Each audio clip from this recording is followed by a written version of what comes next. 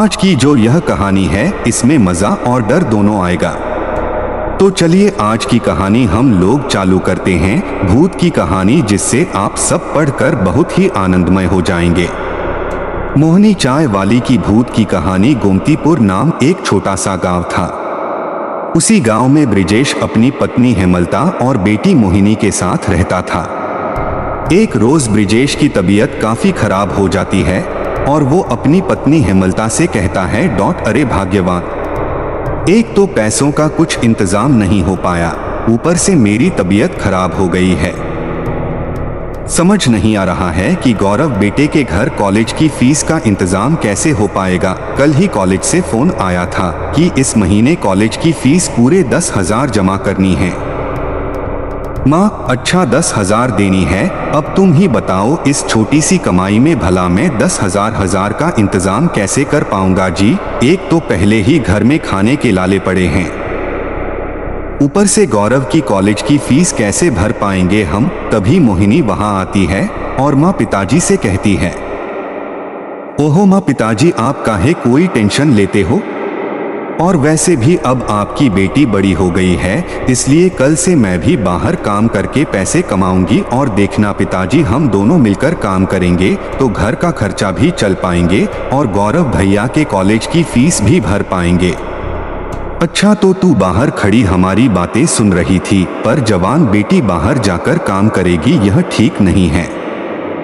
क्यों माँ, क्या बस बेटा घर से बाहर काम के लिए जा सकते हैं? बेटियां नहीं, मैंने भी तो 12 तक की पढ़ाई की है, और वैसे भी आजकल बेटियां भी बेटों से कम नहीं हैं। तो बिल्कुल सही कही मेरी लाडली ने। मैं कल से खेमू काका की चाय की दुकान पर चाय बनाकर बेचने का काम करूंगी। मैंने उनसे पहले ही बात कर ली थी, और पता है काका हर महीने काम के मुझे पूरे 5,000 रुपए देंगे। और इतना ही नहीं, अगर मैंने ज्यादा और बढ़िया काम किया तो वो मुझे पैसे भी ज्यादा ही देंगे। फिर अगले ही दिन से मोहिनी खेमुका की दुकान पर चाय बनाकर बेचने का काम करने लगती है और आवाज लगाकर लोगों को अपनी दुकान की ओर आकर्षित करने लगती है। आओ जी आओ, भैया भाभी सर मैडम, भाई साहब, जरा हमारे दुकान की स्पेशल चाय तो पीकर देखो। अरे जो एक बार हमारी हाथों की बनी चाय पिएगा वह एकदम तरोताजा हो जाएगा। तभी चाय की दुकान के पास एक कार आकर रुकती है। कार से एक लड़का बाहर आता है और मोहिनी से बोलता है, तुम्हें तो इस चाय की दुकान पर पहले कभी नहीं देखा। यहाँ तो वो बूढ़े काका चाय बनाते थे। अरे साहब, आप बूढ़े काका के हाथ की चाय पीनी है तो मैं अभी उन्हें बुला देती हूँ। अरे अरे, मैं तो मजाक कर रहा था, और वैसे भी इतनी सुंदर लड़की हमें चाय बनाकर पिलाएं, इससे अच्छी बात और क्या होगी। ऐसा करो, 3 कप चाय बना दो। कभी कमल की कार से उसके 2 दोस्त अनिकेत और कार्तिक बाहर आते हैं और बोलते हैं, क्या हुआ, इस बूढ़े का चाय की दुकान पर चाय बेचने वाली इतनी अच्छी मियाँ कहाँ से आ गई। मोहिनी सभी को चाय पकड़ाती है और कहती है, साहब ये हमारे हाथ की स्पेशल चाय है, इसलिए इस चाय के एक प्याले के 5 नहीं बल्कि 10 रुपए लगेंगे। सभी कार्तिक मोहिनी को चाय के पैसे देते हुए उसका हाथ पकड़ लेता है। 10 रुपए क्या, हम सब जितना भी पैसे मांगोगी हम देने को तैयार है। शर्त यह है कि तुम ये चाय हमें अपने नाम पर पिलाओगी।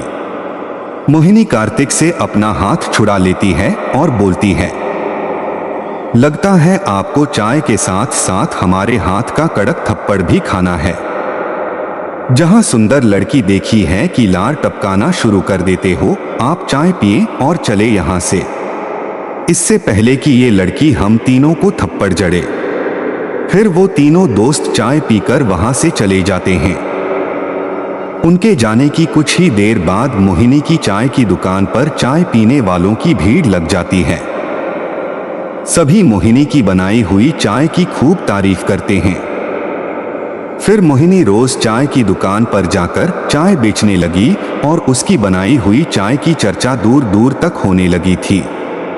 एक रात मोहिनी अपने माँ पिताजी से बोलती है, देखना पिताजी, एक दिन मैं अपनी खुद की चाय की दुकान खोलूंगी। फिर आपको छोटी मोटी नौकरी करने के लिए यहाँ वहाँ धक्के नहीं खाने पड़ेंगे। फिर हम तीनों मिलकर चाय की दुकान में खूब मेहनत करेंगे और खूब सारे पैसे कमाएंगे। अगले दिन मोहिनी से खुशी खुशी दुकान पर जाती है और चाय बनाने लगती है। दुकान पर काम करते हुए उसे सुबह से रात हो जाती है कि तभी उसकी दुकान के सामने आकर कार रुकती है। कार्तिक बाहर निकलता है और देखता है कि दुकान के आसपास कोई नहीं है। तभी कार्तिक चाय लेने के बहाने से मोहिनी का हाथ पकड़ लेता है और उसे दुकान से बाहर निकालकर उसके साथ छेड़खानी करने लगता है। यह क्या बदतमीजी है, देखो मेरा हाथ छोड़ो, नहीं तो मैं शोर मचाकर सबको इकट्ठा कर लूंगी। तभी कार से अनिकेत और कमल आते हैं। आज हम तीनों तुमको छोड़ने वाले नहीं हैं।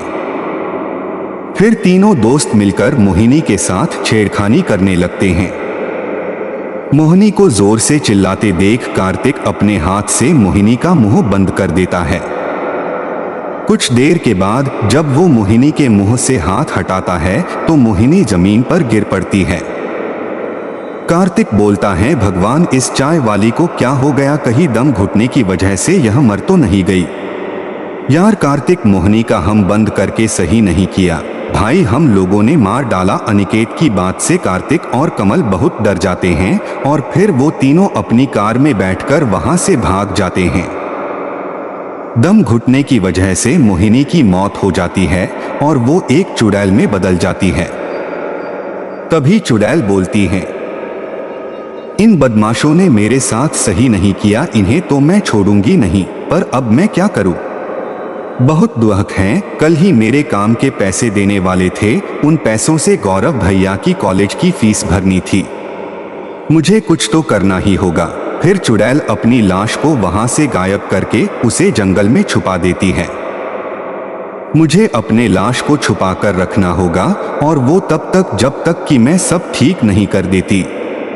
फिर ऐसे बोलकर चुड़ैल फिर से मोहिनी के रूप में बदल जाती है और सुबह होते ही मोहिनी खेमो काका के यहाँ अपने काम के पैसे लेकर अपने भाई गौरव की कॉलेज की फीस जमा करा देती है। फिर चुड़ैल मोहिनी के रूप में चाय की दुकान पर जाकर पहले की तरह ही चाय बनाने लगती है। तभी मोहिनी की दुकान के पास चाय पीने वालों की भीड़ लग जाती है। तभी गांव में रहने वाला एक आदमी मोहिनी से कहता है, माहिनी बेटी 50 लोगों की चाय पैक कर पहुंचानी है, तो तुम इतनी सारी चाय फटाफट से बना तो लोगी ना? तो क्या है कि हमें भी जल्दी है। अरे चमन काका, आपको पता नहीं है शायद कि हमरे हाथ में जादू है, आप कुछ देर वहां बैठिए, हम फटाफट से आपको डोलची में चाय डालकर देते हैं। फिर मोहिनी अपने चुड़ैल की शक्ति उसे फटाफट से चाय बनाकर चमन चाचा को दे देती है। फिर क्या था, मोहिनी रोज अपनी चुड़ैल की शक्तियों से फटाफट फिर चाय बनाकर लोगों को पिलाने लगी। एक रोज मोहिनी चाय बनाते हुए सोचने लगती है, अगर ऐसे ही हमारा चाय का धंधा चलता रहा तो एक दिन सब ठीक हो जाएगा, हमारे घर के गरीबी के दिन दूर हो जाएंगे। मोहिनी ऐसा सोच रही थी कि तभी मोहिनी की दुकान पर कमल अपने दोस्तों के साथ आता है और बोलता है, अरे यार कार्तिक, ये क्या, ये लड़की चाय वाली तो बिल्कुल सही सलामत हमारी आंखों के सामने खड़ी चाय बना रही है। चल जरा इसके पास जाकर देखते हैं कि आखिर ये लड़की जिंदा कैसे। ऐसा बोलकर कमल, कार्तिक और अनिकेत तीनों मोहिनी के पास जाते हैं। मोहिनी उन तीनों को देखते ही आग बबूला हो जाती है।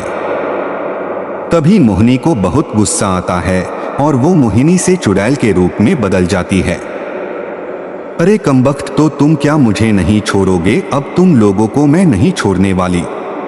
तुम तीनों की वजह से ही मैं एक चुड़ैल बनी हूं और अब मैं तुम तीनों में से किसी एक को भी जिंदा नहीं छोड़ूंगी। तुम तीनों ने मिलकर मेरे साथ बदतमीजी की और मेरा मुंह बंद करके मुझे मार डाला। अरे तुम्हें पता भी है मेरी मौत से मेरी गरीब माँ पिताजी पर क्या बीतेगी? अपना घर चलाने और अपने भाई के कॉलेज की फीस भरने के लिए मुझे अपनी लाश को जंगल में छुपाना पड़ा ताकि मैं फिर से मोहिनी के रूप में चाय बेचने का काम कर सकूं। सच में बहुत बड़ी गलती हो गई, हमें मालूम नहीं था। उस दिन तुम्हारा मुंह बंद कर देने से तुम्हारी मौत हो जाएगी। और हमने जो तुम्हारे साथ किया उन बातों को लेकर हम तीनों दोस्त बहुत शर्मिंदा हैं। हमें माफ कर दो, हम तुम्हारे आगे हाथ जोड़ते हैं।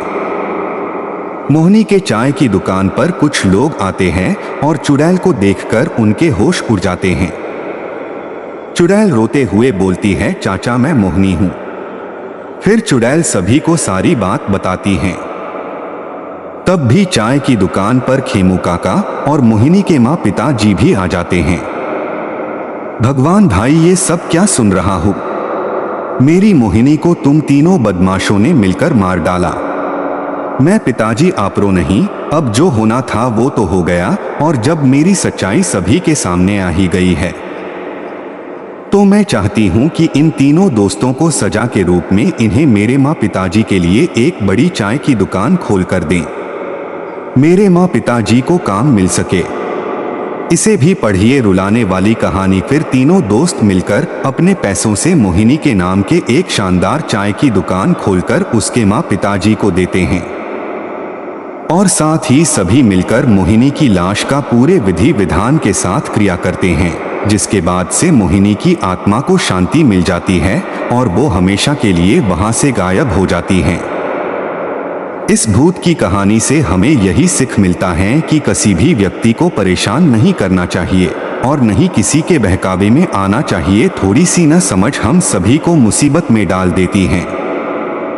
इस कहानी में भी यही बताया गया है कि कुछ शरारती लड़कों के वजह से एक लड़की की जान चली जाती है, लेकिन फिर भी लड़की माफ कर देती है।